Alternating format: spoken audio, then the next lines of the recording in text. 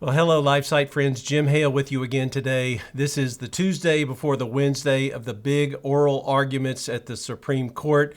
As you know, they're hearing the Mississippi abortion case, and we're just trying to help everyone understand what's at stake here, what this debate centers around. And to help us out today, we want to bring in a good friend of LifeSite, Colonel John Eidsmoe, who joins us today from Alabama. Hello, Colonel. How you doing? Well, just fine. Great to be with you. Well, and I should mention that not only is Mr. Eidsmoe a retired colonel, this is a fascinating gentleman we have with us today. He is also an attorney who filed this amicus brief with the Supreme Court, and he is a chaplain and a member of Lutherans for Life. So, boy, we don't come across too many people with your pedigree, but we're so thankful that you joined us today. And I just want to tell our audience, so when you have big Supreme Court cases like this, different groups can write to the court. These are amicus briefs. And one of the best ones that I have seen yet, I sat down and read this morning, is this brief that I am assuming that you penned, Colonel, to the court. And it is just brilliant. And I want to just read the summary of the argument at the beginning of this amicus brief, just to start our conversation here, okay? And your group, the Foundation for a Moral Law, says that we fully support the conditions of Petitioner Dobbs on behalf of the state of Mississippi, that Mississippi's Gestational Age Act is constitutional, that the Constitution does not guarantee a right to abortion, that the regulation of abortion is generally reserved to the states, and that Roe v. Wade and Casey versus Planned Parenthood should be overruled. Neither abortion nor privacy are mentioned in the Constitution. Wow. And then you just proceed in this brilliant paper to just completely shred any constitutionality of Roe v. Wade. Well, that's what we tried to do, and I'm glad we've at least persuaded you, Jim. Yes, definitely. Yes. Well, tell us why is Roe v. Wade, why was it a house of cards to begin with? Because it's based solely on, as you say, a house of cards. It's not based on the Constitution at all. It purports to establish a constitutional right to abortion, but the Constitution itself doesn't mention abortion. It doesn't mention privacy that they speak about. Rather, in the 14th Amendment, we read that no state shall deprive any person of life, liberty, or property without due process of law. And Justice Blackmun, the author of the opinion, says that word liberty has emanations that form penumbras that include things like abortion and other such things. Now, when you start saying that you see emanations flowing out of the Constitution and they form penumbras or shadows or auras in the margins and so on, you have removed the Constitution from any kind of objective scholarship, and it becomes just a ball of wax, as Jefferson says, that means anything any judge wants it to mean. And that's dangerous, because the same courts that can read into the Constitution rights that are not there can also read out of the Constitution rights that are there. And so the only real security we have for our liberties is an enduring Constitution that is judged according to the meaning of the framers, not what the whim of some 20th or 21st century judge wants it to mean. Yes, and when you read all the contortions of, when we had Casey versus Planned Parenthood in 1992, and you can see the justices attempting to work with this faulty argument from the beginning, you begin to understand why Jefferson despised the federal judiciary. These are 9 unelected judges who were overruling a state legislature. That's just not right, Colonel, is it? Not only overruling a state legislature, but in the process, the state legislature is almost every state in the country. Yes. And as you say, they are unelected. As Justice Scalia said in a dissenting opinion in the Obergefell, the same-sex marriage case, they're not even representative of lawyers or judges as a whole. As he pointed out, he said that every one of these justices, that's not quite true today, but it was then, are graduates of either Harvard or Yale. That's not true of lawyers as a whole or judges as a whole. They concentrate in the New England states, the Northeast, and the Great Lakes states. He said there is not a single Southerner on the court. There's not a single Midwesterner on the court. There is not a single Westerner on the court. And then he put in parentheses, California does not count.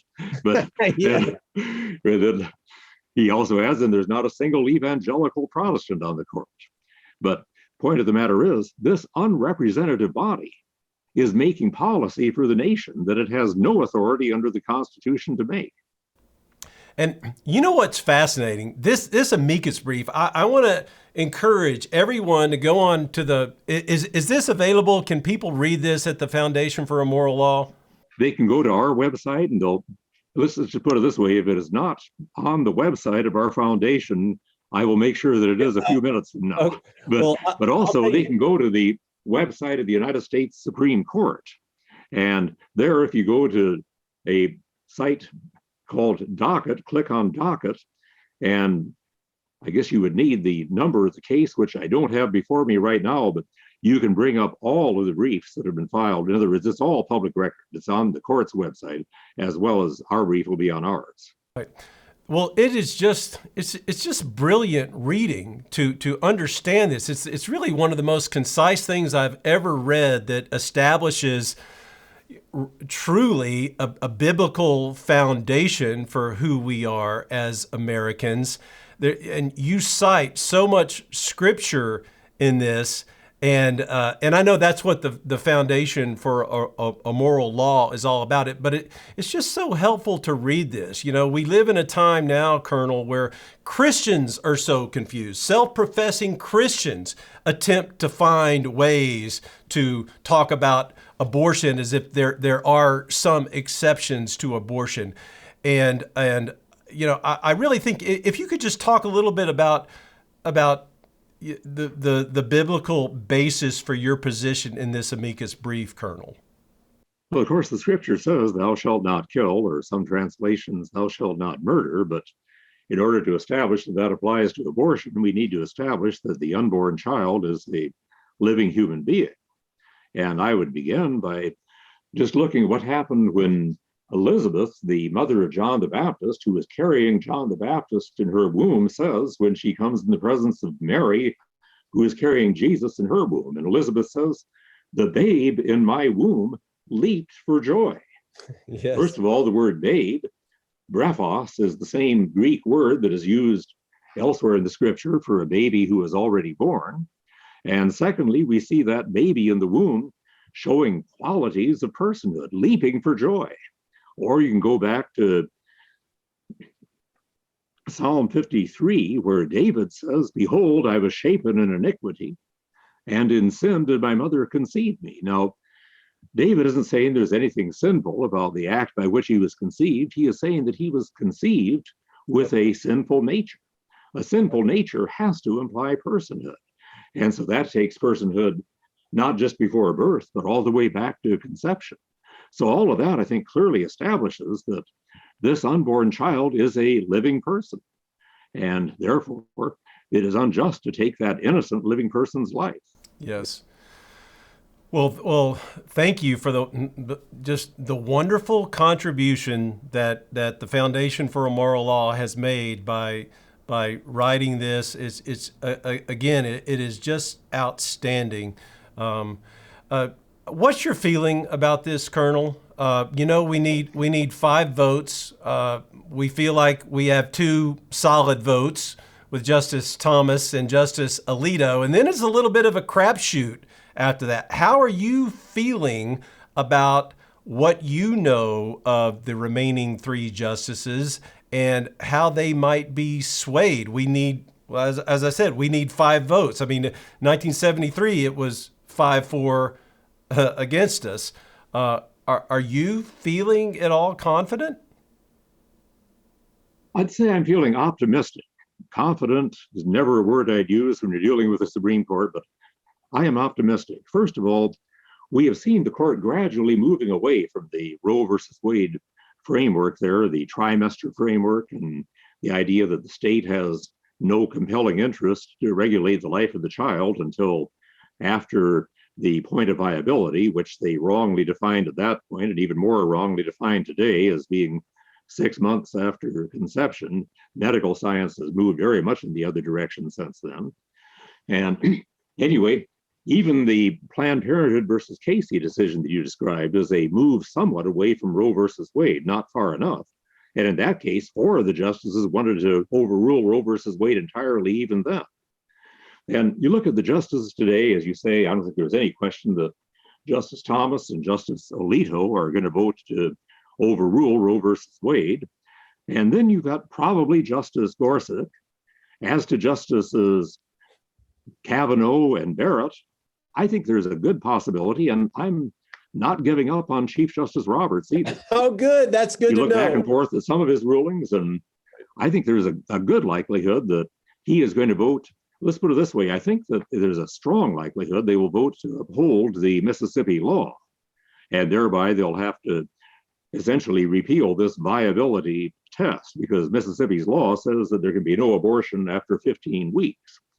Now, whether in the process of upholding Mississippi's law, they totally overrule Roe versus Wade, or whether they just modify it a great deal, I think that's what the real question is going to be. And if some of our viewers here watch the hearings tomorrow or listen to the hearings tomorrow, I'd urge them to pay special attention to the questions that Justice Roberts asks and that Justices Gorsuch, Kavanaugh, and Barrett ask. Those questions can be very key to give you an idea as to where they're leaning, and they could be the decisive votes. Now, another factor here that makes a difference, people wonder sometimes, what difference does it make that one of those, Roberts, is the Chief Justice?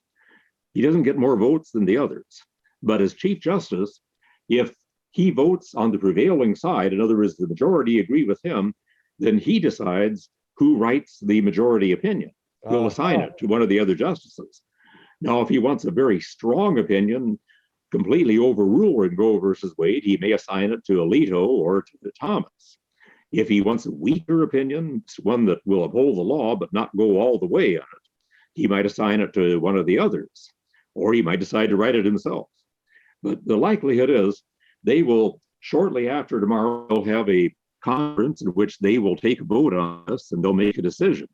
But most likely, we will not find out about this until the end of this court's term next June. This will probably be the last decision announced. Yes. You know what? One other thing I wanted to ask you about, I thought it was fascinating in your amicus brief. You talk a lot about Justice Blackmun at the time. And although he was part of the 5-4 majority, he was really haunted because he almost saw this coming, didn't he? Well, I think he did. I think the one that is really surprising is Chief Justice Berger at the time. You know, he and Blackmun were sometimes referred to as the Minnesota twins. And some believe that Justice Berger was kind of talked into this by Justice Blackmun and that he wasn't fully on board that position. But when he retired several years later and wrote in his dissent in the Thornburg decision, at that time, he said, it's now time to rethink Roe versus Wade. We never imagined that it would lead to abortion being as widespread as it has become. And it was actually a 7-2 decision. We had Justice Rehnquist and Justice White writing the dissenting opinions there. Yeah. But as I say, Justice Berger probably had some reservations at the time and expressed those later. And gradually we moved to where we had 4 justices that were ready to overrule Roe versus Wade. And that's not including these 3 that we have in the court now, Justice Gorsuch and Kavanaugh and Barrett. And so we think that there's a good likelihood that this is going to be a good decision. Okay, good. Well, we certainly need to be in serious prayer about Kavanaugh, Barrett, and Roberts, and we'll throw Gorsuch in there too, Colonel. I think he's more reliable than the others. Okay, well that's good to know. You know what? I'm feeling really okay. I'm not supposed to say confident, right? So I'm gonna share your optimism. Okay. Well, And also, we both need to be, in fact, we all need to be in prayer over this. Yes, sir. In Scripture, we read in the book of Proverbs that the heart of the king is in the hand of the Lord. Like the rivers of water, he turneth it whithersoever he will. And the word there for king also means judge. God can turn the hearts of judges. And pray for these justices. Pray for the lawyers that are presenting the case. Pray for the lawyers on the other side that God will confound and confuse them. Yes. And anyway, so we're hoping for a good result.